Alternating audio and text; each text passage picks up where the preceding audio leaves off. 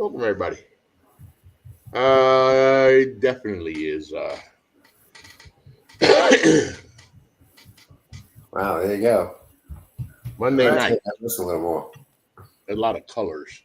But I'm going on 10,000 steps. I'm going on 10,000 steps. John. Oh, by the way, never mind that.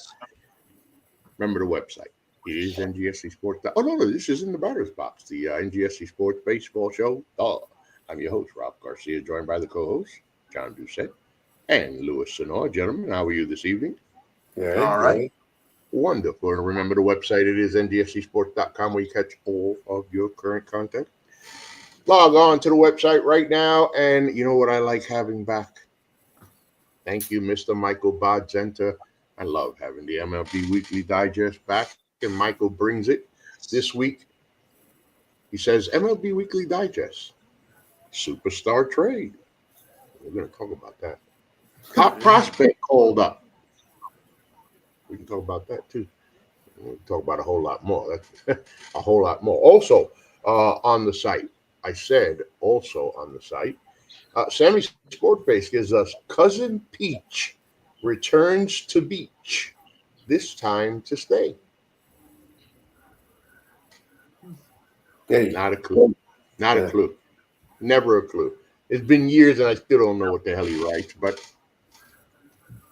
Sammy's a part of the family. You know, he doesn't have all the screws up there. Right. Another one of our newest interns, and this one right here, this young lady, John, is putting out the kind of content we haven't had the privilege of having on the site.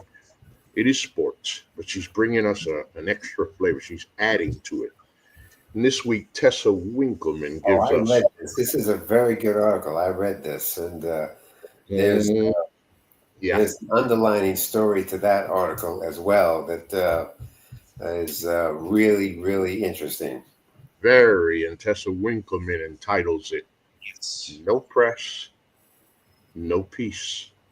The WNBA and the politics of access. Well, you know, the WNBA has they got a problem, and they've got to figure this out.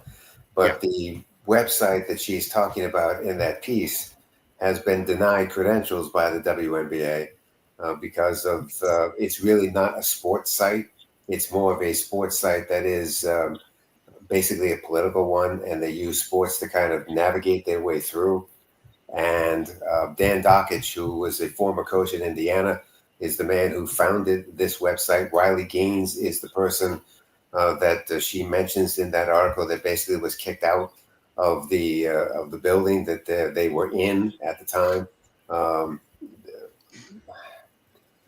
Angel Reese and Caitlin Clark have got to figure out how to at least coexist with each other and stop this nonsense, because if they don't, they're going to destroy this league. And you know, is it all Caitlin Clark? No, it's not. But unfortunately, because she's become the popular figure here, she's the one that everyone's going after. I think another way to say it, John, and you were saying it the right way, not that you were saying it the wrong way.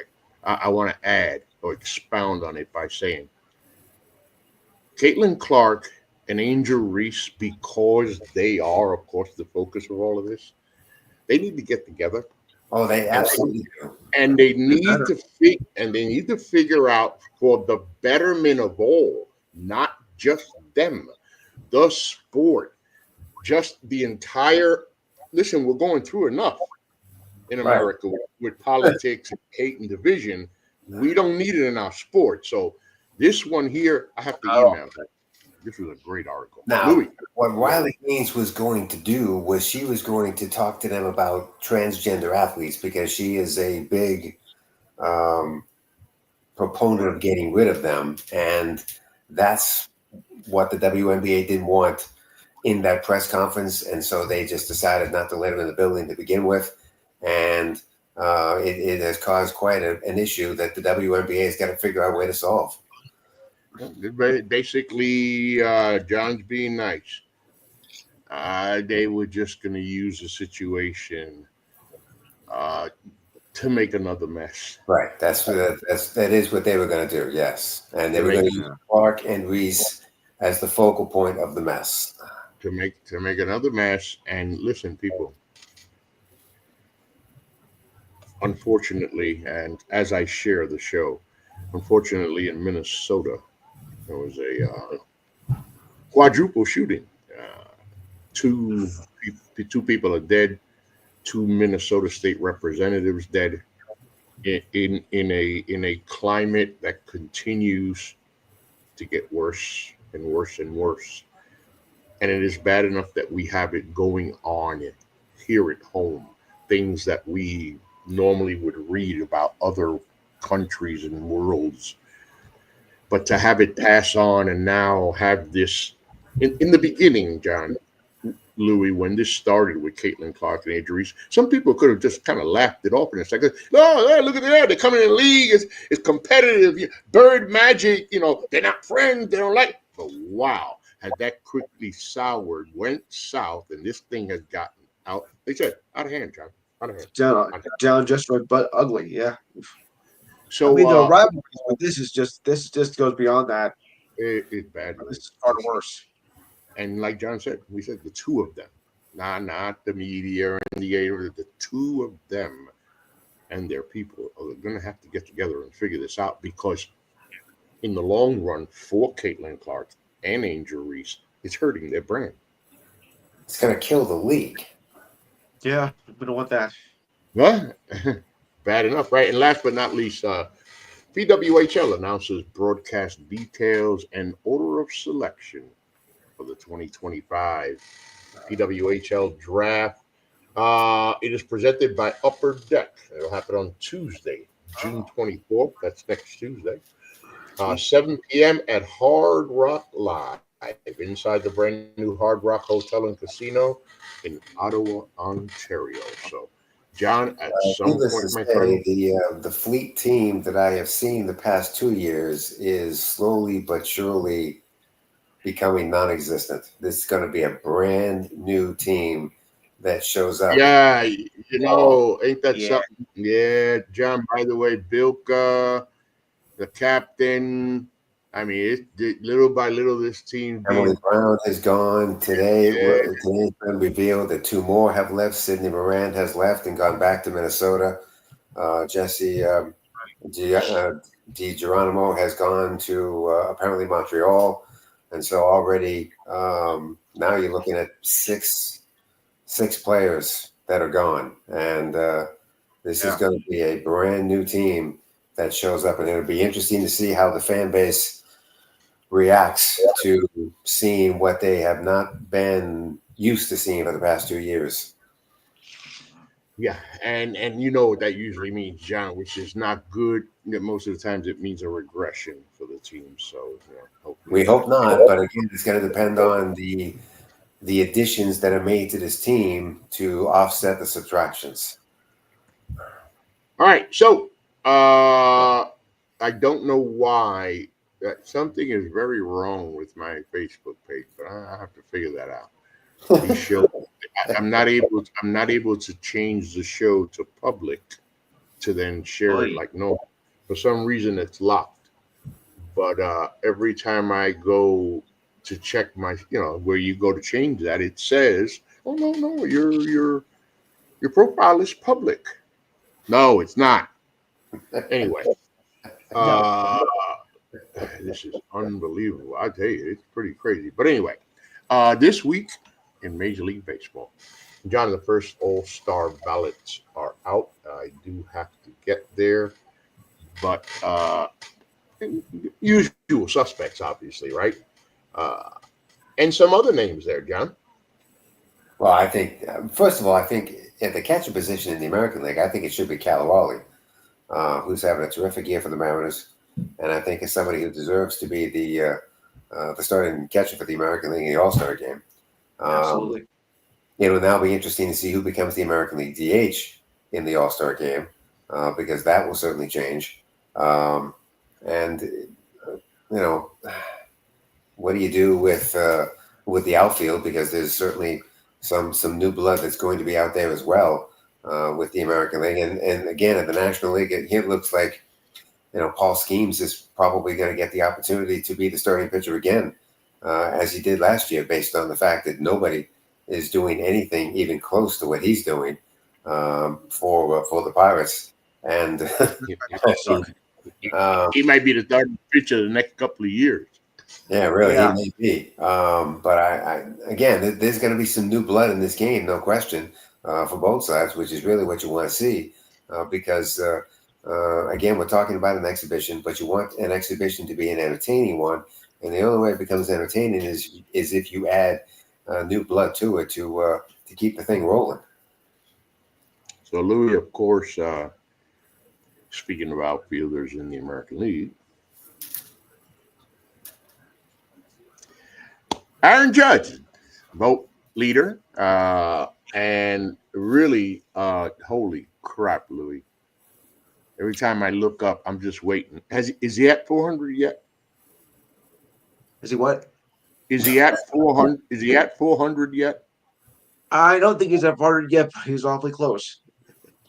Well, he had a Okay. rough weekend. I mean, he had a rough weekend up here, which he. Oh, we'll talk about that. You know I'm going to talk about that. You know I'm going to talk about that. Kind of surprising with that, though. Well, I mean, he becomes the first Yankee in the history of the Yankee-Red Sox rivalry to strike out 9 times against the Red Sox in one series. So it was a rough weekend for him. And as Very a rough. rough weekend for the Yankees, only scoring 4 runs, and only one of those runs against the Red Sox starting pitching. Obviously, Louis, I did enjoy the sweep. Series. I enjoyed the sweep very much, Louis. I did not. Especially Friday's game, which was a laugher. Well, Yeah, Crochet Friday night was just awesome for the Red Sox, and it's too Yeah, bad he did hit that home run in the 9th inning, but he was tremendous. So some familiar names on the outfielders, and I bring up the familiar names because these are the guys who have been in the league for quite some time, who have basically been perennial all-stars. My wonder, John, every time I looked at I don't know when I picked this up. I picked it up as a kid, but I looked at the all-star ballots. When we first started getting a glimpse of it. No, we didn't have any of that. We had to go. We had it in the Sporting News, right, John? Right. Sports Illustrated. Yeah. Baseball Weekly, I think it was called. Yeah. Baseball Weekly. I think it was the Baseball Weekly, and I start paying attention, right? But the thing I always paid attention to on the All-Star ballot was not the guys who we knew were going to make it, and of course paying attention to the newcomers. But names like Mike Trout, names like Cody Bellinger, George Springer. I look at guys like that, Randy Arozarena, right? Are those guys? I'm asking you, John, seriously. Are those guys really still all-stars, or these are just names that are automatically belong here? Of that group, I'd say Bellinger is. And again, he's playing for the right team that's going to allow him the opportunity to become one. Because Louis, I know George Springer. Yeah, sure. I know George Springer. I watched George Springer in a Minute Maid, but right. I don't think he's an all-star anymore. Yeah. No, he used to be. No. No, and I would say the same thing about Arozarena in Seattle. I don't think he's an all-star anymore either. But again, you put those names on the ballot because you have to. And John, you mentioned the catchers, right? Because it's really interesting. Although Mariners catcher, of course, is by far the leading vote getter. Sometimes it's a big, wide margin from Raleigh to Kirk. And it should be. I mean, Cal Raleigh has really elevated that Mariner offense. I mean, that's a team that over the past couple of years has really struggled to score runs, but he's had a tremendous first half of the year for them and has allowed that offense to become much better. And it's the reason why this Mariner team is where they are. They've got a great rotation and a great pitching staff. That's been the case, but they hadn't been able to score runs to support that staff. Now they're starting to score runs. Cal Raleigh is a big reason why. He's given Julio Rodriguez some protection in that lineup, and suddenly that lineup has become a little better and a little deeper, and consequently they're winning games because of it. He deserves to be the American League All-Star catcher.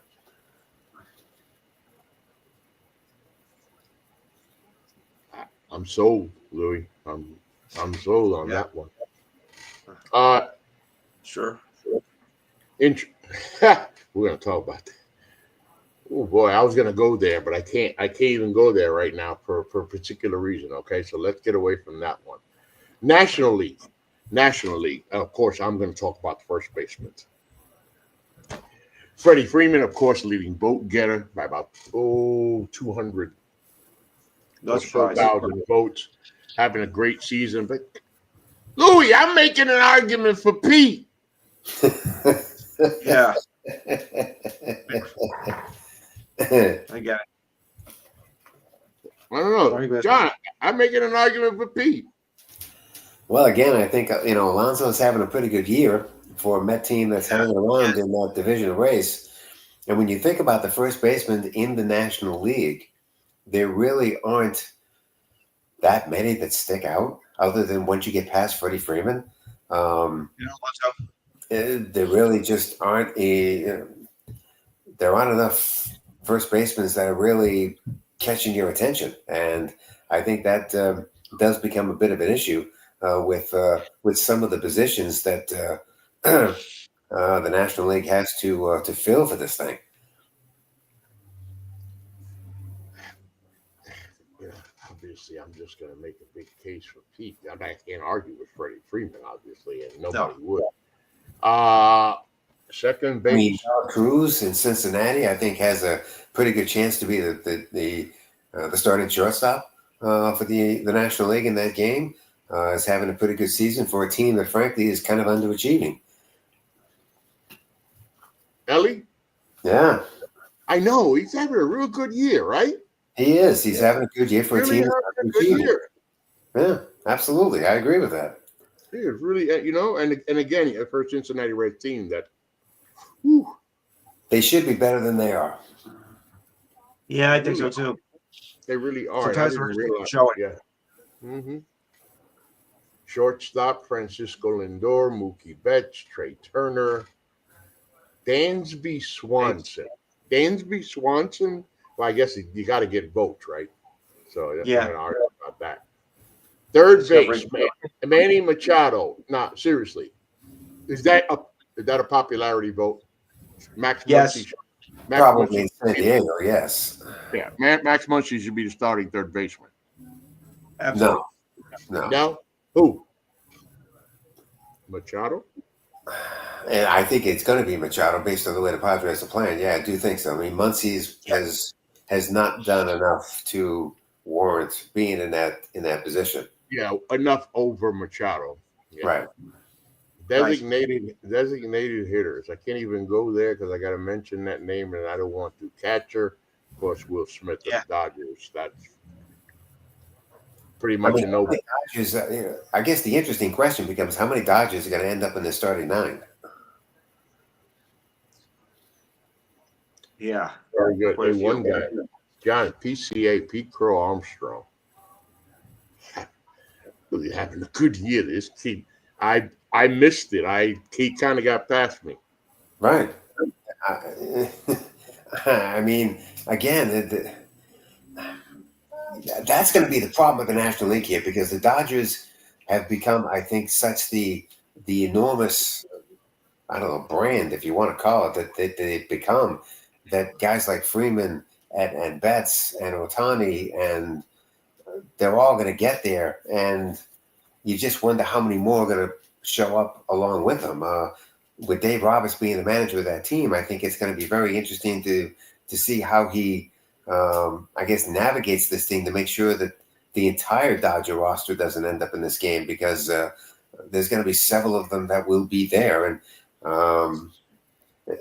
he's got and same thing with Aaron Boone in New York with the Yankees. I mean, how many players end up on this All-Star team? He's going to have to be very careful about, again, making sure that everybody shows up. So it's going to be interesting. Of course, don't calm down, folks. It's just the first ballot. We got plenty of time for that. Look, I think Wyatt Langford in Texas certainly deserves some consideration. He's having a very good year for the Rangers, and should be in the mix for the All-Star game as well. I don't know if he's a starter, but certainly is in the mix at least to be a reserve on that team. Does Mike Trout get another opportunity in this All-Star game as at least a reserve? Again, who else from the Angels would you take to play in this game? You have to say, you have to be Trout. Yeah. Has to be Trout. Okay, so John.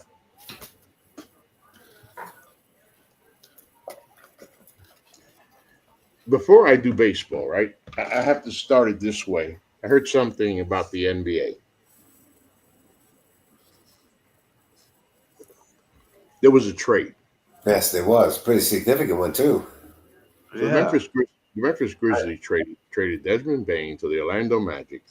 Don't worry about who they traded him for, okay? Let's worry about the 4 number 1 picks they traded for this guy, okay? Yo, Desmond, I'm not hating on you in any way, but bruh, you ain't worth 4 first-round picks. But that's not the point I'm making. So if you give up 4 first-round picks for Desmond Bain, 4, and Giannis and Kevin Durant are on the market, what are you going to give up? 6 first-round picks, share in the stock of the team's ownership, a plane. It's getting ridiculous, and I say that to say this. John, when did the Red Sox win the World Series last? 2018. And after the 2018 season, the Red Sox decided to clean house. And I asked John right here, why? And he knows I hate this damn answer. He said payroll. Hey, John, I don't want to hear that shit about payroll. Why did they do it? Got payroll. Got to shave money. I never understand why you pay a guy. Anyway, the shock of the night, heard around the world now, is that the Boston Red Sox traded Rafael Devers to the San Francisco Giants. By the way, therefore, I can't even go there. And there are certain things, John, I need to understand. Oh, by the way, the other guy that I couldn't bring up, I couldn't name who couldn't I bring up, who I couldn't bring up. This stuff got me so discombobulated. I'm babbling now. The other guy that I couldn't bring up was Alex Bregman, a world champion third baseman. Rafael Devers. He's third baseman too. There's talk, John, about there may have been something about Rafael having to move over to first base because Bregman was coming in, and there's also talk again about the money. You got prospect coming up, but I'm just going to ask you simply, John, what the hell happened?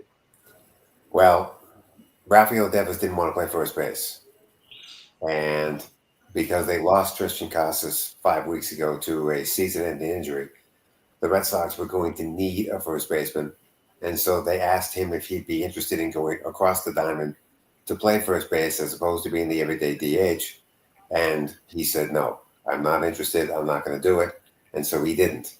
And instead, what he's been doing recently was he was taking ground balls at shortstop, and he was just goofing around doing it, and I think that the Red Sox started to get a little unhappy with his attitude toward the team and toward his responsibility, which again, with making the amount of money that he's making, there's a certain responsibility that goes along with it that he just wasn't willing to accept.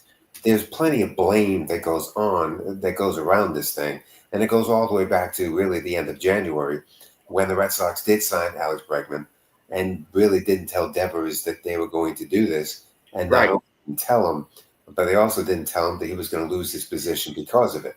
And again, you're talking about not only a world champion in Alex Bregman, but you're talking about a Gold Glove third baseman as well. And so the idea that Bregman wasn't going to play at that position was a little foolish of everyone to believe. But nevertheless, the Red Sox didn't do what they should have done, which is communicate, and consequently they created the problem that they were never really able to solve. there seemed to be a lot of number one. I don't. Not sure if the Red Sox, handled this whole thing properly. And Oh, there's no, they didn't. There's no question about the fact that they did not. I mean, Craig Breslow needed to do a much better job of communicating what the overall plan was going to be for the season, and he didn't.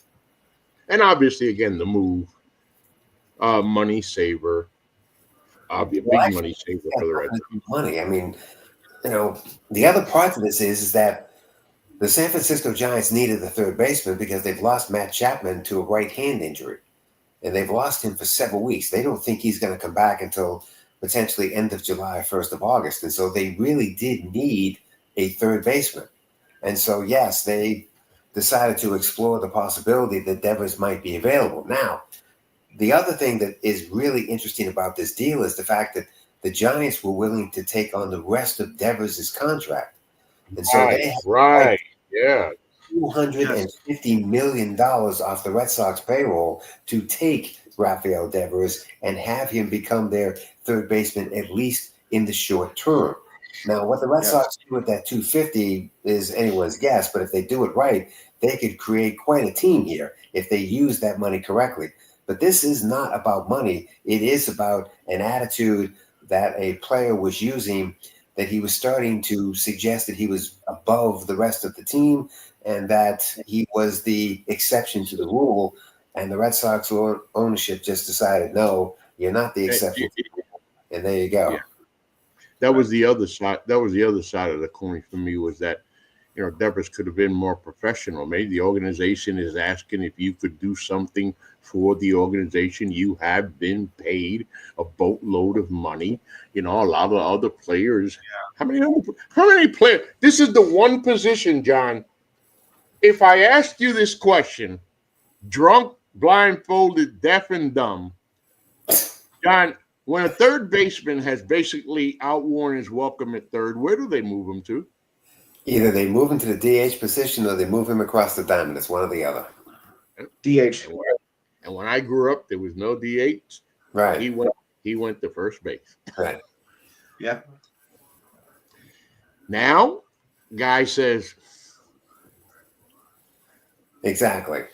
I don't want to go. I don't want to go. Yeah. All right, before we get to the next. I mean, look, what the Red Sox got back in return, yes, they get two pitchers. Jordan Hicks is really struggling in San Francisco, a 6.72 earned run average in 42 and a third innings. He's given up 28 earned runs in his time. He was in the starting rotation for the Giants. They put him in the bullpen. He wasn't happy about being put in the bullpen. And so Buster Posey had a decision to make about Jordan Hicks. And so he became part of this equation. Kyle Harrison is somebody that hopefully can help the Red Sox out in the bullpen because that's where he's been with the Giants. James Tibbs III was the 13th overall pick in last July's draft out of Florida State and had been playing at High A Eugene, where he already had 12 home runs in the 257 at-bats and had an OPS of almost 900. And so Tibbs, I suspect, will end up being sent to Salem, which is the High A team in the Red Sox organization. And then the final kid, Jose Bayo, who was a pitcher, was in the rookie complex league in Arizona, and in 8 appearances had an earned run average of 2. So the two prospects actually are a couple of prospects that may help the Red Sox down the road if, in fact, they get the opportunity to do it. And the two pitchers, Hicks and Harrison, should join this ball club when they get to whether they get to Seattle or not. I mean, the Giants had the off day today, so either they will join the team in Seattle or they will wait. Because the real interesting thing to all of this is on Friday night, the Red Sox will be in San Francisco to play the Giants for a 3-game series, and that's when this really becomes quite the potential soap opera. Yeah, definitely. And Yes. before I get to Louis and the Yankees, and the East, AL East, I want to finish that out by saying, and for the San Francisco Giants, hey John, when did Buster Posey take over? After last season was over. After last season was over, right? And what was the first reaction? Buster Posey. Yeah, really. Buster Posey? Well, To folks, say what? well, the first question was, hell was the San Francisco? I know they love Buster Posey, but man, what are they doing? They hired Buster to run things? Risky move, right? Well, I mean, all Buster's done is, San Francisco Giants and adding this offensive weapon, John, 2 games behind the Dodgers. Buster Posey, who just got to San Francisco, is clearly telling us the Los Angeles Dodgers, yeah, I know you guys are the favorite, but you think we were just going to sit here and lay down and Louis, they're not going to lay down. Now the Padres have anything to say about it, or the Giants. So, I mean, you keep thinking that the Dodgers can only beat themselves. No, I think there are other teams that are looking to beat them, and they just might be able to do it. Dodgers are going to do a good job of beating themselves so far with the record they shouldn't have. That dream of 65 wins is all gone. But John, back to before we get to the next topic. It's a bold move that both teams have made here for different reasons. Oh, definitely bold in Boston's part. It's bold in Boston. It's also bold in San Francisco because now with the Giants adding that salary onto their existing financial structure, I believe the Giants will now become over the luxury tax. And so that does create an interesting situation for Posey going forward, especially if the Giants don't make the playoffs this year. They don't get there. Yeah. And now all of a sudden you've got this contract that you've now added on and you end up over the luxury tax. All of a sudden this deal doesn't look very good for San Francisco. And that's a bold move that both sides have made here. Right, I stand corrected. Bold move by the Giants. Insane, almost inexplicable move by the Red Sox. But it is. But again, like I say, this is now up to the clubhouse. I mean, if the Red Sox clubhouse has decided that they're going to, and again, they're playing very well. They've won 5 in a row. They've won 8 out of their last 10. They've won their last 3 series. When they saw the Yankees the first time 2 weeks ago, they were 11 games out. Now, 2 weeks later, they're 6.5 games behind them. They put themselves back into the wild card picture. So they're back in the playoff format, if you will. If this clubhouse decides that they're going to overlook this and just continue doing what they're doing, then this could end up looking like a very smart move that Craig Breslow just made. If this clubhouse decides that they are going to revolt based on what just happened, then the bottom falls out. So it's really going to be up to the clubhouse to decide whether or not they're going to just try and make the playoffs despite all this, or whether they're just going to basically thumb their nose at ownership. We'll find out. Louis, and now to one of my favorite parts of the show. Winners of three in a row at 39 and 32. The Tampa Bay Rays inch 3 full games closer to the New York Yankees, thanks to a 3-game earth-whooping smackdown from the Boston Red Sox. So, Louis, I'm going to assume that it was a very long weekend up there, huh? Longer than what I was hoping for. Exactly. The offense of the Yankees this time around I'll put it this way, it sucked. 4 runs in 3 games. You couldn't muster any offense at all. The hell is this? I mean, you're not the best team in the league in the AL East for nothing, but this weekend shows that that there are others out there who are creeping up on it. And the last thing I need was the Red Sox to creep up because they've been pretty lousy all year, and they come back and kick our ass in this weekend series. So it is a little discouraging. Yeah, and Louis, I expected a lot better from the Yankees this past weekend. 4 runs, right? For a Yankee team that came up with a brand new invention of scoring runs to start the season. Yeah. Pretty bad. Hey, John, on the Red Sox side, pretty damn good 3 days up there in Boston. Well, let's face it, the starting pitching was very good for the Red Sox. The Yankees only got 1 run against the Red Sox starting pitching. Garrett Crochet was great Friday night. Hunter Dobbins was great on Saturday night. Then Brian Bale yesterday. And the Red Sox have, it appeared, turned the corner. Maybe they still have. It's very interesting that Devers' last at bat for the Red Sox was the home run that he hit against Max Fried in the 6th inning when he took that Fried fastball and went the other way with it and put it into the monster seats. But again, the Yankees have not demonstrated that they can beat the better teams in baseball. They can beat up the mediocre teams. They can beat up the under 500 teams, but they've had a hard time against the teams that are considered to be the good teams in baseball in general. And this was another example of that. I mean, the Red Sox have now taken 5 out of 6 over the past 2 weekends against the Yankees. And it's kind of hard to imagine that should have been the scenario here. Outstanding news, Louis. Outstanding news, Louis. Depends who you ask. If you ask a Yankee fan, no. If you ask a Red Sox fan, yeah, in your glory. Outstanding news. John, I got a question for you. Well, before I ask you a question. Last year, we watched the Detroit Tigers finish strong. And as we started the new season on the baseball show, and the question was, as is a normal question, John, would it carry over? Holy mother of flying baseballs. What in the hell is happening in Detroit? John, they got a machine over there.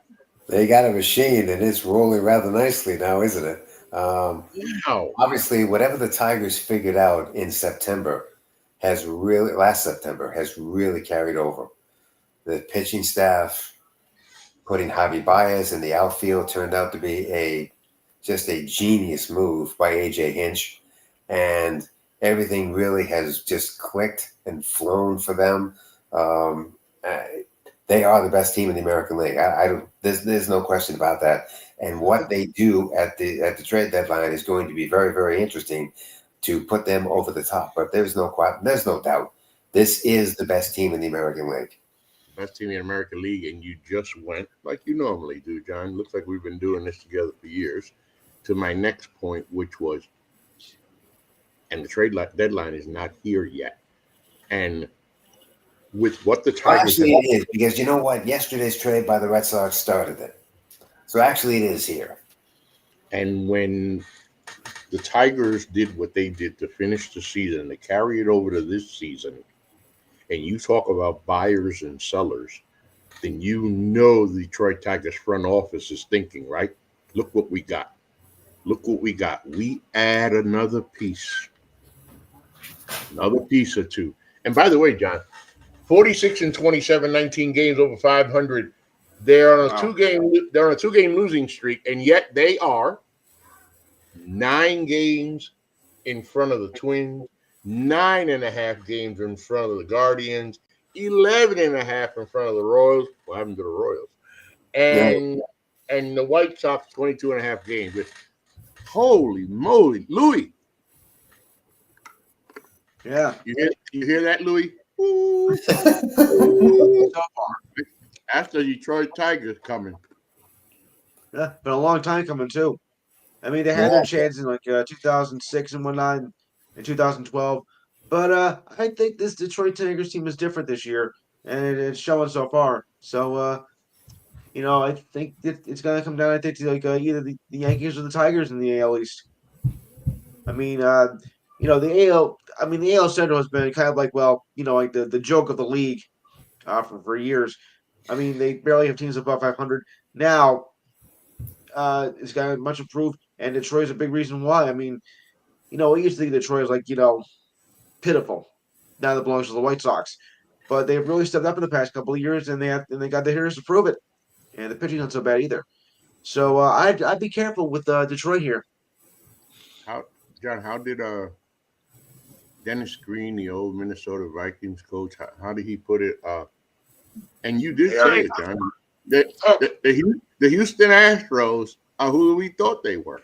That's right. And the Detroit Tigers are who we thought they were. No, not the Tigers. The Tigers are a whole lot better than we thought they were going to be. But Right. you told me earlier, what I meant was you told me earlier in the season when the Astros were struggling, injuries, get the team back together, let them get cohesive again. They are the best team in the American League West. And right now, they're the best team in the American League West by far. Even though it's a 4.5 game lead, they're much better than that, than teams in the West. Yeah, they could be much better than that. And I think the Astros would be another team that you will watch to see what kind of move that they make to ensure that they make the playoffs again. Because, again, the Mariners are still good. And if the Mariners finally decide that they're going to spend some money here and give themselves a legitimate chance to make the playoffs, that could be an interesting run down the stretch between those two teams. But the Mariners haven't been willing to spend the money lately. But maybe this time it's going to be a little different. Maybe they can sign Ichiro. Yeah. Of course, Yeah, New before York. he goes into the Hall of Fame, they better be quick about that. Yeah, of course, the New York Mets continue to lead the National League East over the Philadelphia Phillies. But a team that is inching their way and into the Atlanta Braves are trying to get I it think the together. Atlanta Braves are in a very difficult position here because if they don't get it together, they're going to be sellers. And I think the teams that are in contention are going to start calling the Braves to see who is available and what they'd be willing to take to get some of these guys off their roster. It's getting to the point for the Atlanta Braves where they've got to start making some difficult decisions about a team that just hasn't gotten it together. No, and the by the way, the bottom feeders in baseball, Baltimore Orioles. And I just don't think the Baltimore Orioles will do anything at the trade deadline because that team is too young. They're too what? Too young. Yeah, I was gonna say they don't want to mess with what they have, even though they're having a bad year, John. They don't want. Right. Yeah, So I don't think they'll do anything. They will chalk this up as a bad year, and they will move on from it. They'll use the second half of the year to figure out who is the core of this 25-man roster and really put it on the core of this roster to get this team ready for next year. But I don't think that team's going to do anything at the deadline. No. If you're the front office, you have to hope that this is a one-off because you know what you have on paper. You've seen what you've been building on paper the last few years. So now, unfortunately, the byproduct of this is, I think, when you get to the second half of the year, the fans are just going to stay away because they know this team isn't very good. Oh yeah. So the games in August and September are going to have low attendance associated with them. But that's especially John. You better believe that those people last year, as the season ended, they sure weren't thinking, crap. Right. Baseball in Baltimore is going to be over by July. Right. Actually, it probably already is over. Right. They never thought that. Chicago White Sox, 23 wins. Who's the team? Colorado Rockies. They got 14 wins. That's it. It's going to be hard to, speaking of the All-Star game, with regard to the Colorado Rockies, it's going to be awfully hard to find a representative to put on that team. But you got to do it. Get the mascot. I guess. But it's going to be awfully hard to find somebody to put on that team. Call up a prospect. Somebody do something because there's nothing going on in Colorado. And usually nothing at all. Usually when a team is having a bad year, they got one or two players that are still, producing. It seems they got nothing. They got nothing. There's no one in that starting nine that you would consider. There's no one in that bullpen. There's nobody. And it's going to be awfully hard because that representative that makes that team is really doing it because there's nobody else. John, guys, that has to make for such a long season. Because look, you just talked about the fans, John. Well, eventually the fans are going to get tired. They're not going to show up. And the fans have showed us through the decades that once they know their team is gone and it starts getting hot in the middle of the summer, you think I'm going to be out there getting hot and my team sucks? No, they're not going to do that. They're not going to do that. And then you get to the point here with teams like this where you get it's so bad how does it feel in that clubhouse, in that dugout? I mean, You Oh, already there's know you've lost before the game even begins. rising. Oh, it's ugly. It's yeah, brutal. yeah, it's They're gotta cursing. be. They're cursing their own. They're cursing their own family out. They're cursing their dogs out and everything. It's Imagine looking around. You're a Colorado Rocky. You're looking around, and you're thinking, "Jesus Christ, the cupboard is really empty. It's really empty.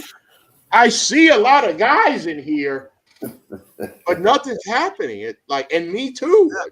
It's bad. It's bad. Well, Anyway, the good news for Colorado Rocky fans is that the Denver Bronco training camp will begin by the end of July, so they can just ignore these guys and move on to football. so I'm going to take that off and bring that up as a headliner because we talked about buyers and sellers, and eventually, of course, a couple of weeks from now, we'll really get into the buyers and sellers as we get closer. Some of them getting to be clear now, but I found this. I told John Louis. I found this article from Buster Olney on ESPN. Very really interesting. MLB 2025 trade deadline. Front office execs under the most pressure. I was going through it with John in the beginning, and John, the first one he's got is Mike Hazen, general manager, Arizona Diamondbacks. He says here real quick, Hazen will have a lot of say about what happens at this year's trade deadline because if Arizona decides to trade talent, he'll dangle a highly marketable set of players: Josh Naylor, Eugene Suarez, Merrill Kelly, Zach Galen. So it's been a rough go in Arizona recently, that's for sure. So I kind of could understand that one right there. I kind of understand that. Dave Well, I Dombrowski. think in Hazen's case, I think he was hoping that when they signed Corbin Burns in the offseason to the $210 million contract, that was going to be the final piece of a team that was at least going to be a wild card contender, and it's gone the other way. Oh Lord, has it gone the other way? Mm. Yeah, they signed him and then stepped in quicksand. Mm-hmm. Dave Dombrowski, obviously, that is an obvious choice of a GM. I mean, Louis, you know how bad Louis. I've been on Bryce Harper.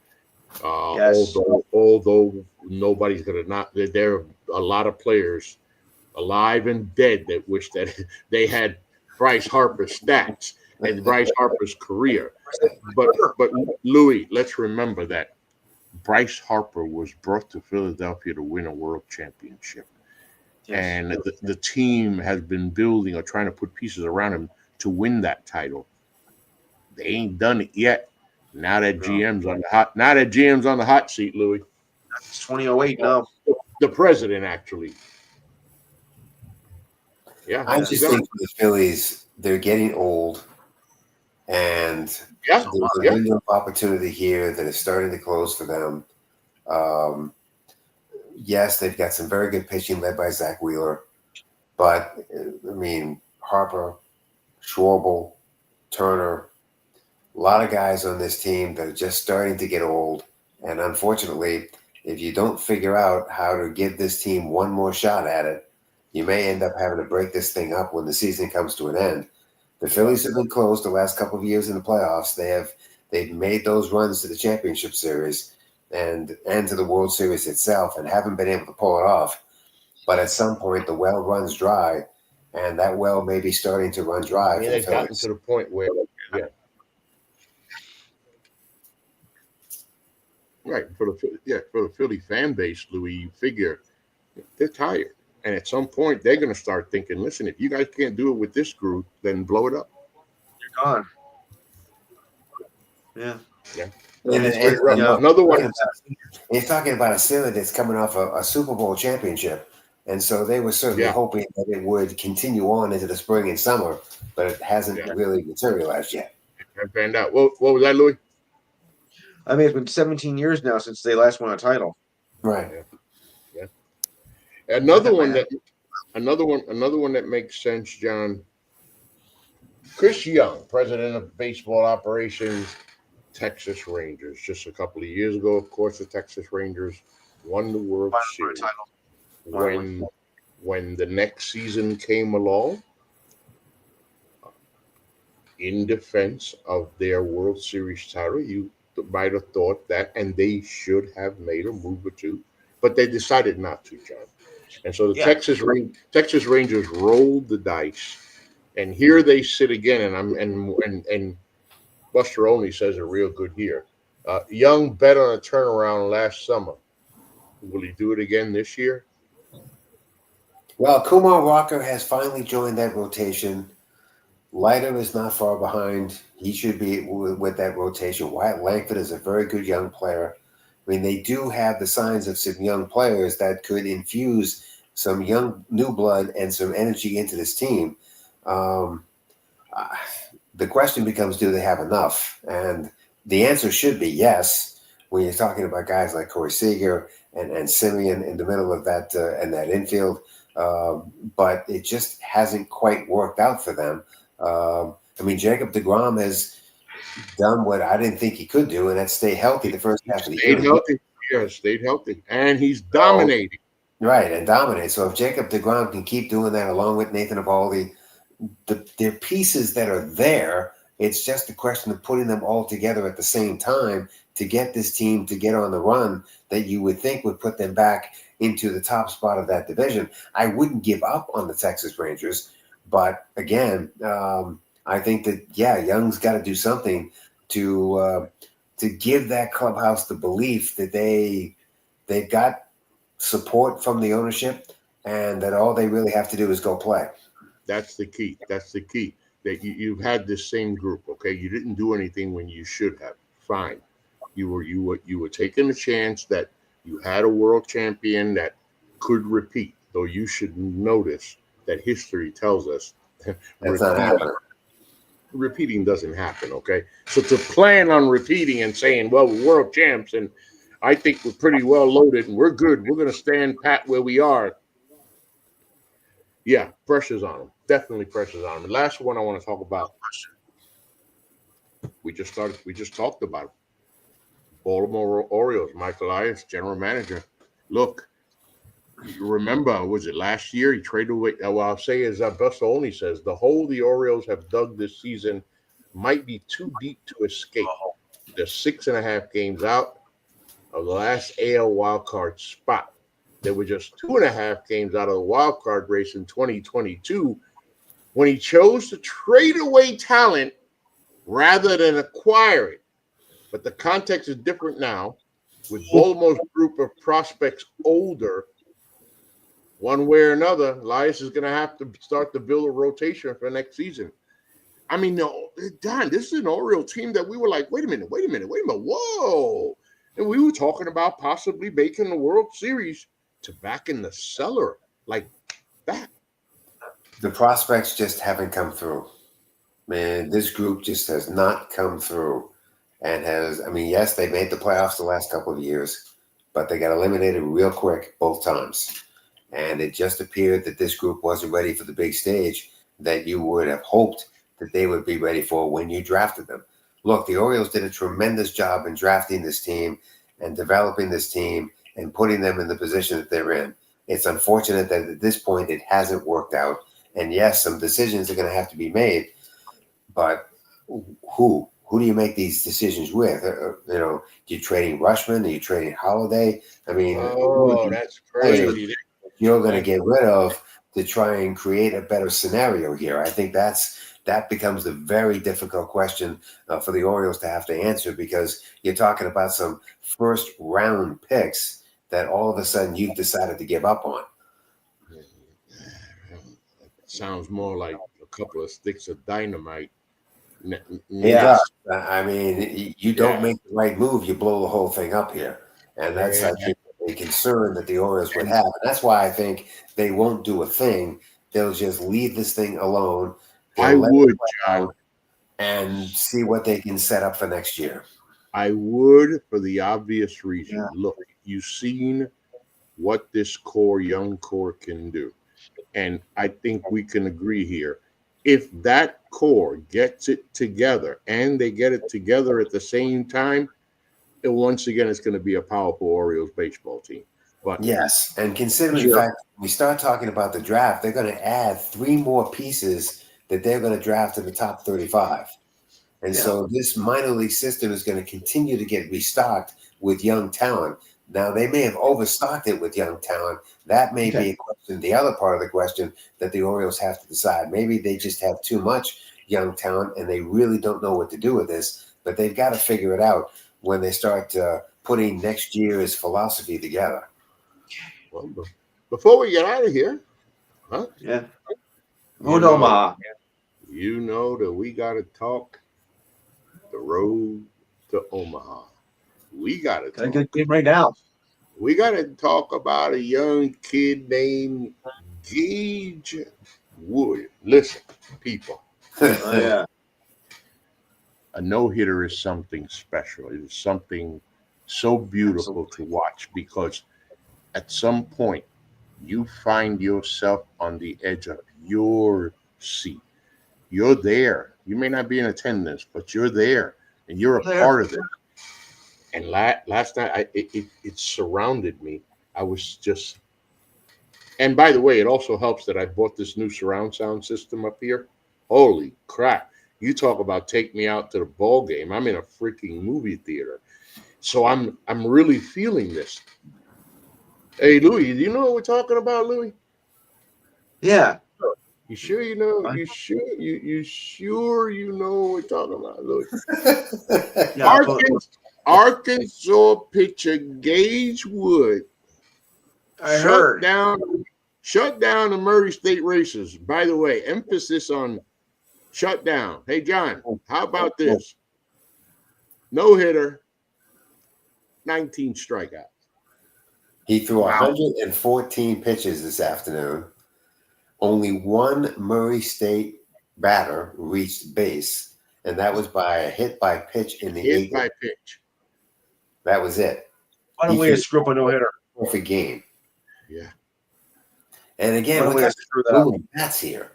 I think that's what makes this even more impressive is you're dealing with aluminum bats, and you would think that Murray State could have, ran into one that may have gotten them a hit or something, but he was elevating that fastball, getting it above their hands, getting it above the barrel of the bat, and they couldn't handle it.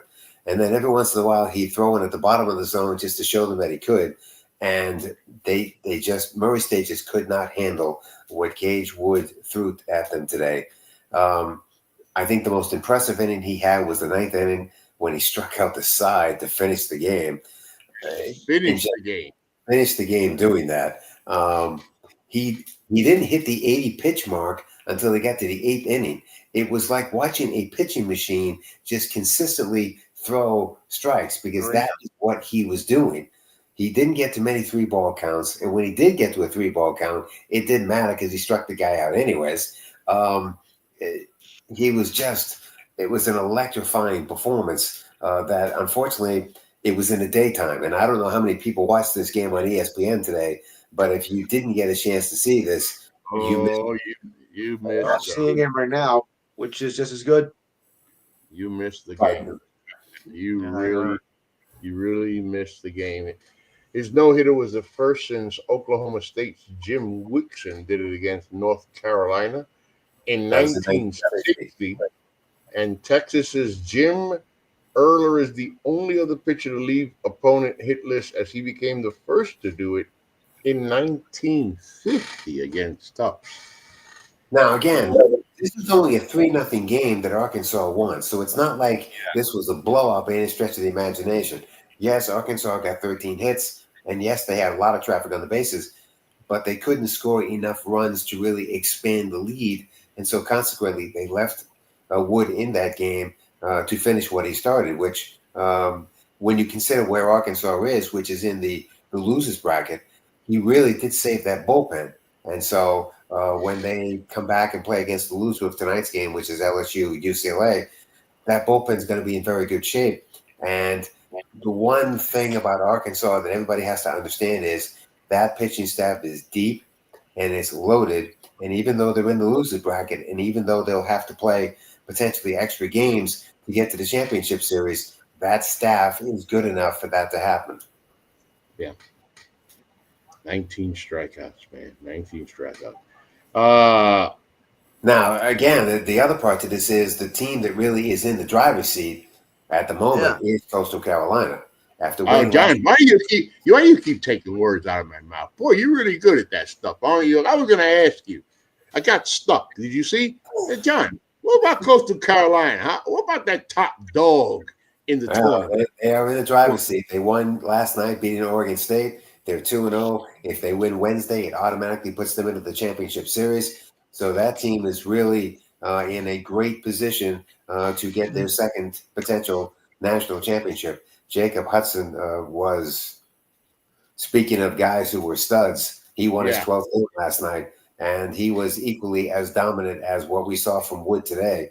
Coastal Carolina, again, that's a deep staff, both pitching at the starting rotation and in that bullpen. And again, if you've got a deep pitching staff in Omaha, you really need it, because if you end up, like I say, in the losers bracket, you're going to end up playing extra games. Now, Coastal Carolina has a couple of days off before they play Wednesday. If they win Wednesday, they don't play again until Saturday night.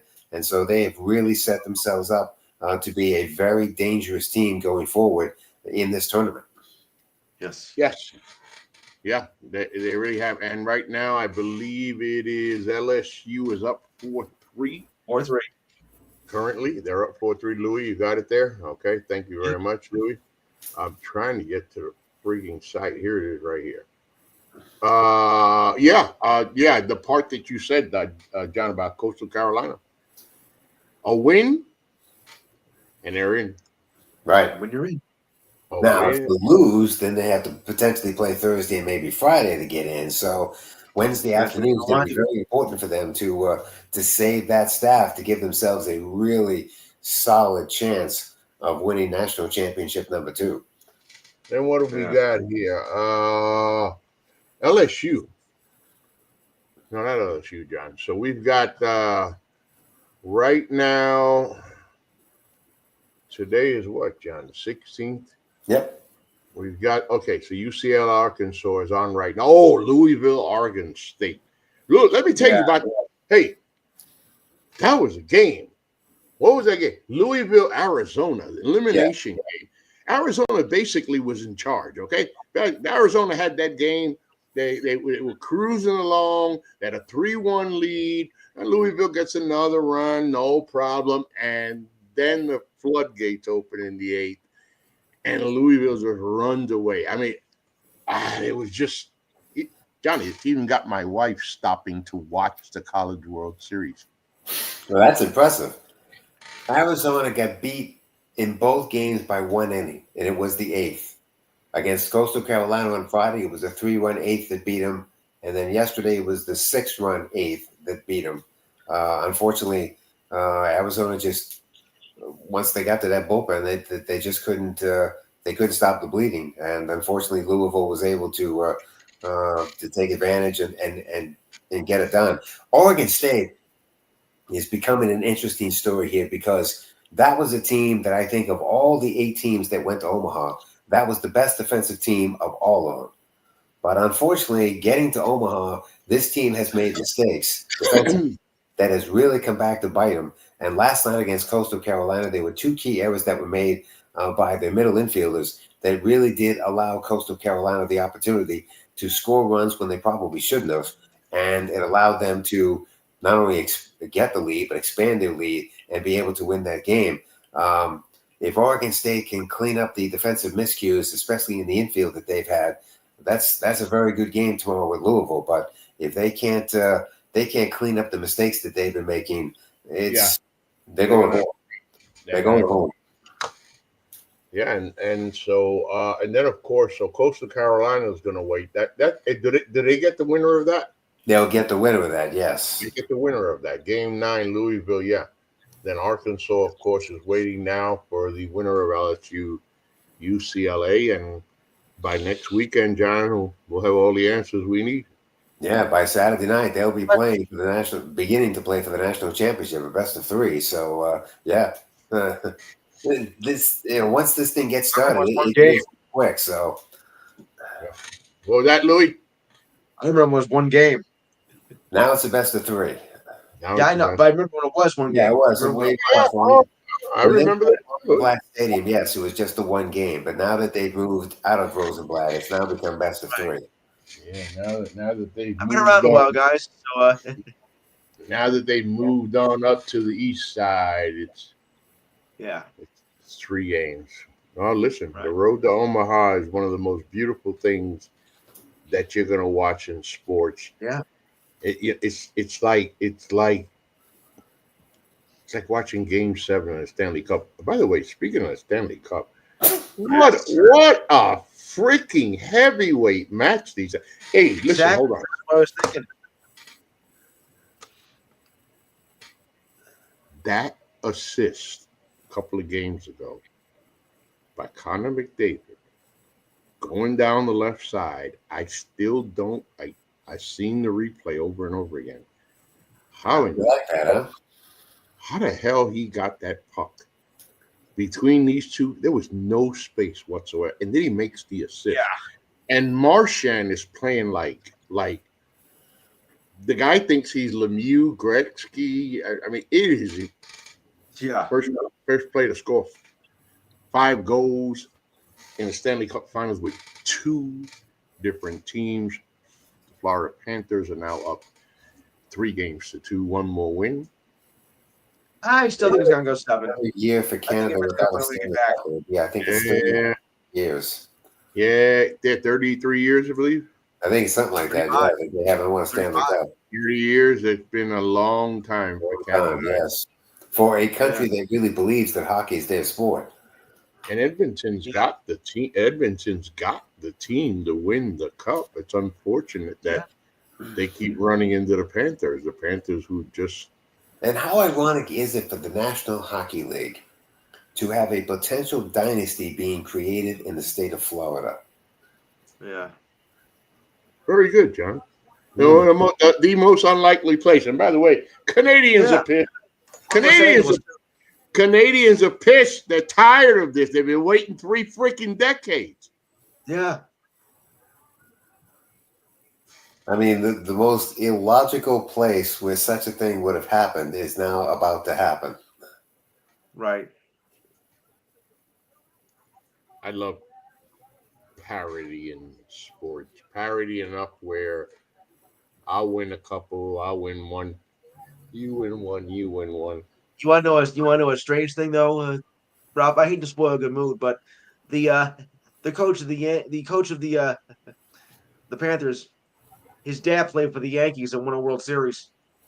I know I had to spoil the mood. I'm sorry.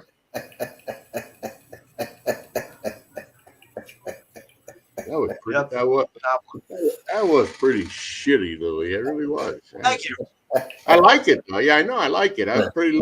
I really don't give a damn about that. That was. I know, but still. No.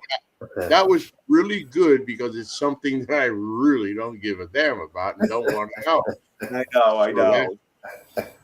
Got to give it to you, Louis. Louis, final thoughts. Yeah. Well, I mean, yeah. Louis is actually watching LSU and UCLA play right now. Yeah, I am.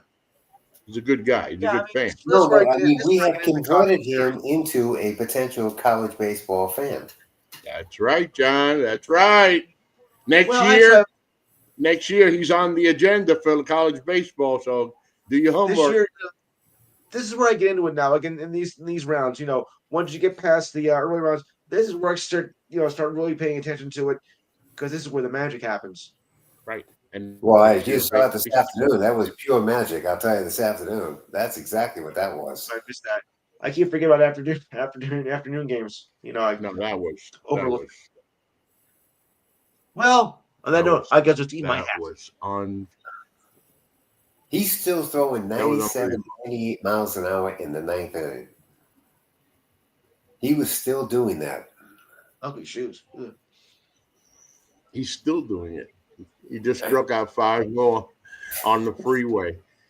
Louis, final thoughts, Louis. Yeah, final thoughts. Well, okay, the Yankees got a bit of a hiccup, but every team's gonna go through one, no matter if you're in first place or not. So it was just a little bump in the road, but Yankees will bounce back for this. I wish I could say the same thing for the for the White Sox or the Rockies, the Rockies, the Rock. Yeah, for a Rocky Mountain high, this is a Rocky Mountain low in the worst the way Rockies. possible. Yeah. John, final thoughts. If you watched yesterday's Texas Ranger game and Kumar Walker, you may have seen a very interesting thing. At one point during his 5 innings of work, he developed cramps really bad. Oh, nice. And so the Texas Rangers decided to take care of that problem. They gave him 3 bottles of pickle juice, which he drank on the mound to get himself away from that issue so he could go ahead and finish the game. And they've made a bigger pickle if you lost. Now, I will tell you this from being with the PWHL over the past couple of years. Oh, that's funny. There are plenty of female, those hockey players, they really believe in the pickle juice. And when they get to the playoffs and you have to play overtime, if you have to play double overtime or in some cases triple, as has been the case, they will consume pickle juice to keep themselves going so that they can go ahead and play these games. They really do believe in pickle juice. I have suffered To each his from own. I have suffered from leg cramps for approximately 30 years, 32 years. Severe leg cramps for approximately about 15 years now. Though it's better after my operation. And I tried pickle juice. Didn't do a damn thing for me, but I tried it. He consumed 3 small bottles of pickle juice yesterday to finish that start. Listen, I like pickles on my burgers and sandwiches, okay, but I'm going to pass on the pickle juice. Same here. My final thoughts. Trevor Bauer. So you want $1 million to play baseball. So you're willing to take the minimum to play baseball. Yeah. See, the catch here, Trevor, is somebody has to want you. Now, we would figure that maybe and just maybe eventually somebody might bite. But you made this little gesture and crickets. Now, remember, I put a post on Facebook today. I'm not going to say anything about it because it's personal, but I will say this much about it. It's a lesson. It's a lesson. I talk about my past mistakes and how some of them are now coming back to bite me. That's not what's important. What's important is that I know that they're coming back to bite me because of the things that I did. So in other words, I put myself in this position. If I didn't put myself in this position, I wouldn't have to be battling these demons in my head. Trevor, newsflash, buddy. You put yourself here. And when I say you put yourself in here, you put both feet, both hands, your whole ass, the mouth, insert foot, and you put everything in it. And now, now we'll see. We'll see. John, somebody's going to give him a shot. Somebody has to get really desperate. Yeah. Right.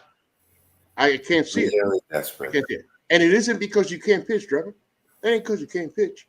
I'm sure you can still throw. There's guys on baseball rosters right now, I'm sure you can take their jobs. That's not the point. The point is you screwed up. Big time. He made you bet.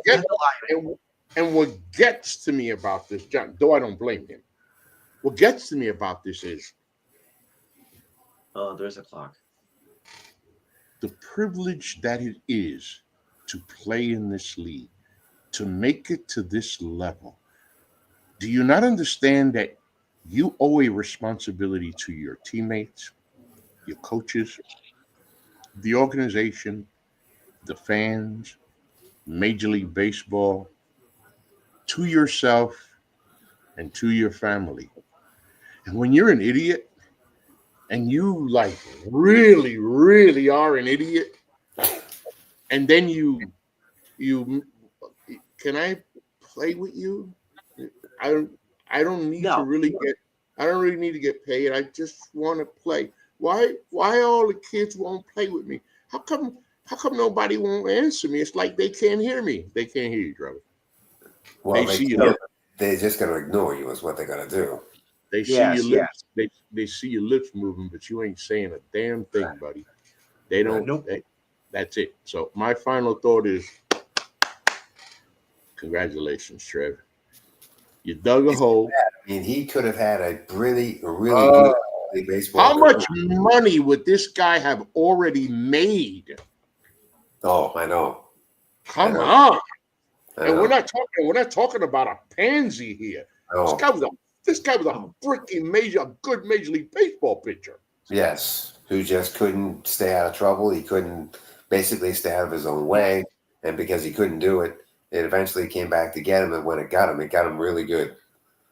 Blows my mind, man. It sort of means a new term for the term screwball. Blows Sorry. my mind. So I haven't pulled this out in a while, but this month's Idiot of the Month in the batter's box is the aforementioned Trevor Bauer. Before we leave you here, of course, it is Game 5 of the NBA Finals between the Indiana Pacers and the Oklahoma City Thunder. Before this series began, this looked like one of those fights where the little guy knew that eventually he was going to take a right to the head, a left hook, and he was going to go down. And the little guy was the Indiana Pacers. People seem to have forgotten that from January 1st, the only team that had a better record than the Indiana Pacers was the Oklahoma City Thunder. Yeah. So we'll see what happens tonight. And the miracles that they have pulled off this postseason have been just phenomenal. I will say this. I have to ABC must be very happy because I'm sure they thought that this was going to be a non-series. Actually, and it turned out to become a series, and they must be very, very happy. I don't know. It depends on what you call happy, John, because the ratings are very low. Okay. Oh, are they very low? Oh, okay. Very, very low. And that is a damn shame because for all of you out there that are not watching the NBA Finals, let me give you a news. What's wrong with you? Man, are you missing one hell of a series? Listen. And if you're not watching the hockey game series, shame on anyone as well, because that is becoming a very good series. We've been doing this show a decade, and I go to bed after the show. John knows I have a very, very, very early bedtime. And once the Knicks were eliminated, what the hell did I care about the freaking playoff for? Wow, what a 4 games so far. Man, even game 2, that was an Oklahoma City blowout. You expected it. But anyway, it's game 5. Can the Indiana Pacers win on the road? Or will the MVP carry over from what he did in the fourth quarter in game 4 and close it out? Either way, folks, in 2025, we will have a first-time NBA champion. Thank you for joining us. This is In the Batter's Box. It is the NGSC Sports Baseball Show. Please remember the website, NGSCSports.com, where you catch all of your current content. We'll be back next week. Louie and me and the guys will be back in a couple of days. I'll have to check with Jordan as we continue our postseason podcast of our NBA show, talking about the NBA Finals. Once that's over and the finals are over, we'll start talking off season, et cetera, and all that and more. I don't know about the political podcast, John. It don't look like the team wants to bring it back. I may do some political shorts, but then again, it's a sports network, so if we don't do a political podcast, I think we'll get over it. I think we'll get over it. Thank you for joining us, folks. Have yourself a great night. Like I always tell you,